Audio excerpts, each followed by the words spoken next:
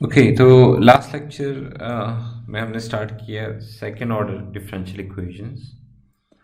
और second order differential equations में हमने बताया कि हम डिस्कस करेंगे मेनली कि हमारे पास अगर कांस्टेंट कोएफिशिएंट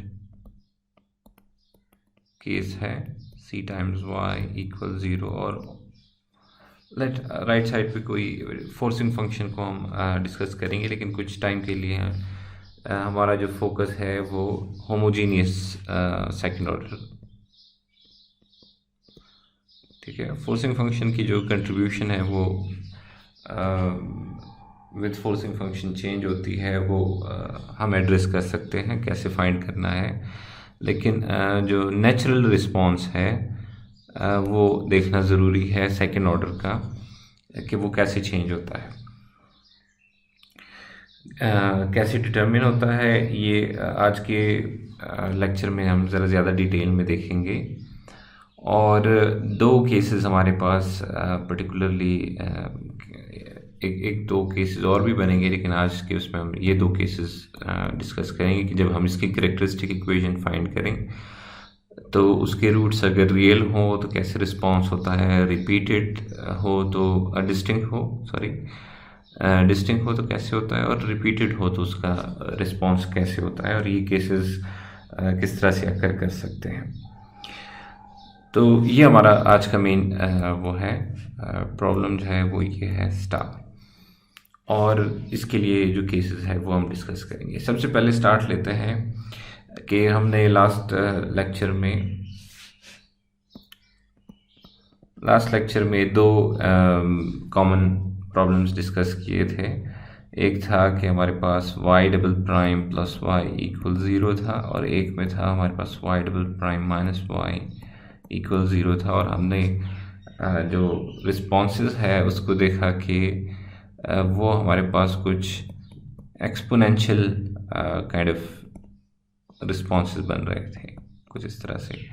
फिर इसमें भी हमने देखा कि कुछ e to the i t और e to the minus i t, कुछ ये फॉर्म आ रही है।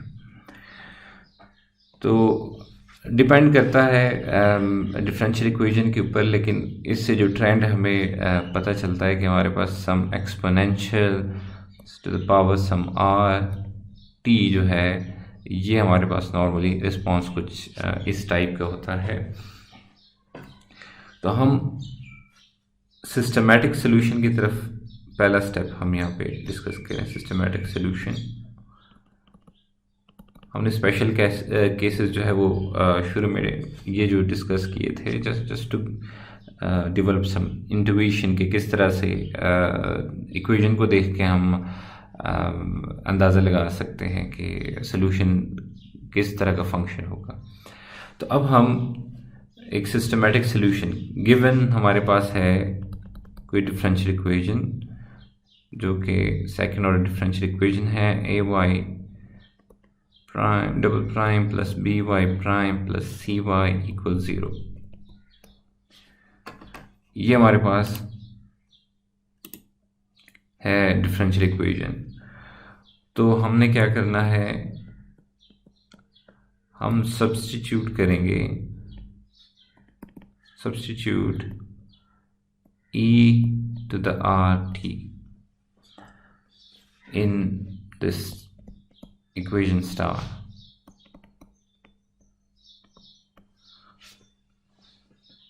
हम ये सब्स्टिट्यूट करेंगे क्योंकि हम बिलीव कर रहे हैं कि जो रिस्पॉन्स है हमारा वो कुछ इस टाइप का होगा। जब हम ये सब्स्टिट्यूशन करते हैं स्टार के अंदर, ये जो डिफरेंशियल इक्वेशन है उसके अंदर, तो हमें मिलता है a टाइम्स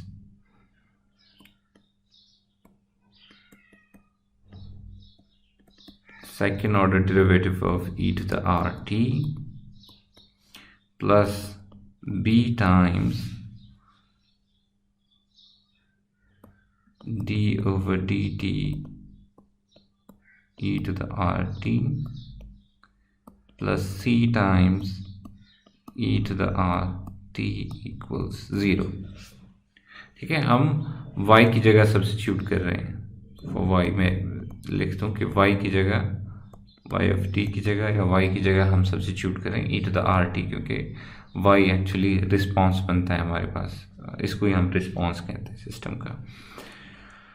ओके, तो यहाँ पे हम डेरिवेटिव लेते हैं। सो हमारे पास है a इंटू, अब एक्सपोनेंशियल का जो है 2 टाइम्स हम डेरिवेटिव लेंगे, तो जो एक्सपोनेंट में r है उसका आ जाएगा square and e to the r t, क्योंकि एक्सपोनेंशियल है, प्लस b टाइम्स, और यहाँ पे इसका भी अगर हम डेरिवेटिव लेंगे तो चेन रूल से हमारे पास आएगा r e to the r t plus c times e to the r t equals 0।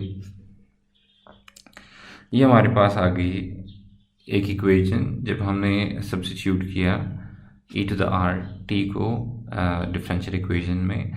अब इसमें आप e to the r T जो है इसको कॉमन ले सकते हैं।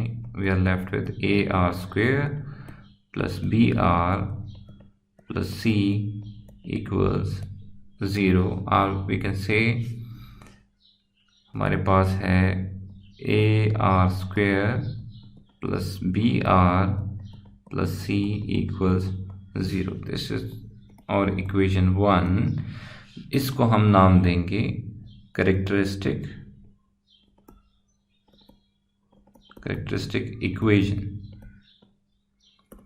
ये हमारे पास जो डिफरेंशियल इक्वेशन है उसकी आ गई है कैरेक्टरिस्टिक इक्वेशन, क्योंकि अगर इसकी तरफ आ जाएं हम कि e to the r t है, तो what should be the value of r की क्या वैल्यू होनी चाहिए, कि असल में अननोन है हमारे पास। तो r की वैल्यू जो है अब हम फाइंड कर सकते हैं। here we can find r। तो r की वैल्यू हम यहाँ पे फाइंड कर सकते हैं, क्योंकि अब ये एक सेकंड ऑर्डर इक्वेशन है, पॉलिनोमियल है इन r। वेरिएबल जो है यहाँ पे जो r है वो हमारे पास अब वेरिएबल है, तो r की वैल्यू हम इसमें से फाइंड कर सकते हैं। We can find r by factorization. ठीक, r की वैल्यू हम सिंपली फाइंड कर सकते हैं।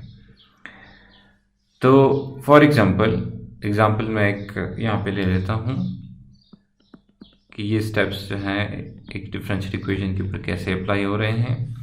हमारे पास है y डबल प्राइम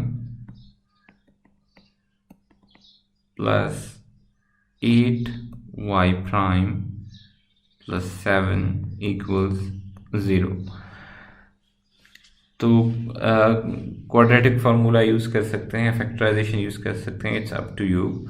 सो अगेन जो फर्स्ट स्टेप वहाँ पे हमने बताया कि लेट्स सब्स्टिट्यूट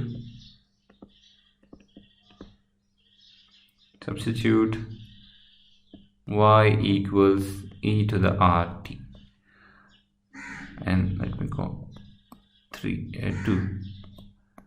into, इसको पुट कर देते हैं 2 में। So you will be left with characteristic equation जो हमें मिलेगी वो मिलेगी r square plus 8r plus 7 equals 0।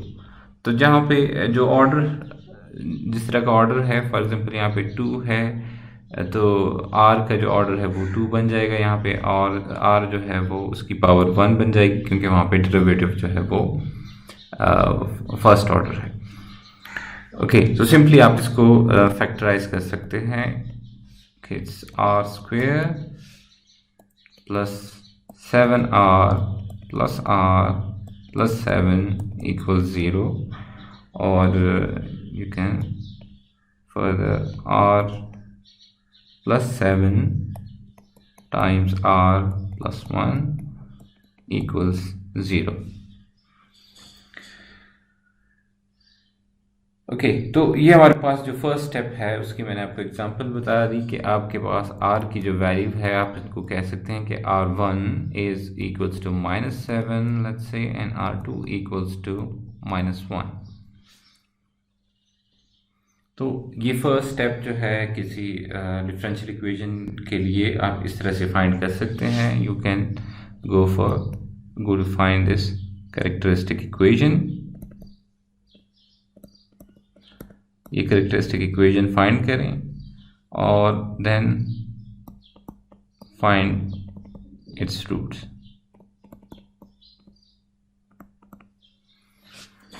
तो हमारे पास कैरेक्टरिस्टिक इक्वेशन और उसके जो रूट्स हैं वो इस तरह से आ जाते हैं.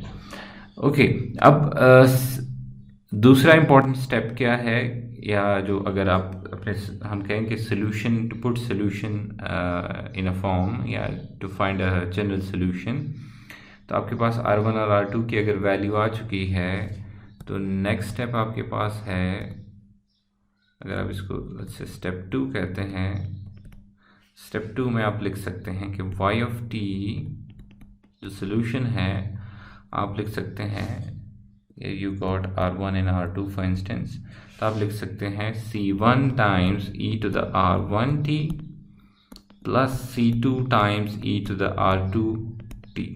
दो आपके पास R की वैल्यूज़ आ गई हैं, तो इसका मतलब है दो फंक्शन है, बेसिस फंक्शन है, तो इनके लीनियर कॉम्बिनेशन से आप सोल्यूशन जो है इस फॉर्म में लिख सकते हैं. तो हमारे पास अगर इस एग्जांपल में देखें, जो एग्जांपल हम डिस्कस कर रहे हैं, तो R1 और R2 की ये वैल्यूज़ आ गई हैं, और अगर हम इस स्टेप 2 को यहाँ पे पुट करें, so y of t is going to be C1, that is the arbitrary constant, e to the minus 7t plus C2 e to the minus t. तो ये जो है हमारे पास, इसको मैं कह देता हूँ इक्वेशन 3. ये हमारे पास आ गई है, जनरल सॉल्यूशन है. और अगर बाद में हम देखेंगे कि जब हम कहते हैं कि कोई फोर्सिंग फंक्शन भी है, तो फिर हम इसको कहते हैं कि ये हमारे पास होमोजीनियस पार्ट है, होमोजीनियस सॉल्यूशन है, या इसको हम कहते हैं कि ये हमारे पास नेचुरल रिस्पांस है, क्योंकि इसके ये फोर्सिंग फंक्शन के कंट्रीब्यूशन के बगैर है. So it's a natural response. जो दूसरा है उसको फिर हम फोर्स्ड रिस्पांस कहेंगे, जिसके अंदर फोर्सिंग फंक्शन का जो कंट्रीब्यूशन है वो ऐड हो जाती है. ओके, फिर अल्टीमेटली हमारे पास स्टेप नंबर 3 होता है, वो हमने बाद में हम वो कर लेते हैं कि जब हम फाइनल सोल्यूशन की तरफ जाते हैं, we use initial condition. When we use initial condition, for example, y at 0 equals to some value y naught, and y prime at 0 equals to, say, y something like this. तो ये initial condition use करके to find, हम क्या करते हैं, हम find करते हैं C1 एंड C2, और वो फिर दोबारा सब्स्टिट्यूट करते हैं 3 के अंदर. तो इसकी जो अननोन वैल्यूज़ हैं ये फाइंड करके हम सब्स्टिट्यूट कर देते हैं. हमारे पास जो कंप्लीट सोल्यूशन है, जो सोल्यूशन है हमारा, वो कंप्लीट हो जाता है.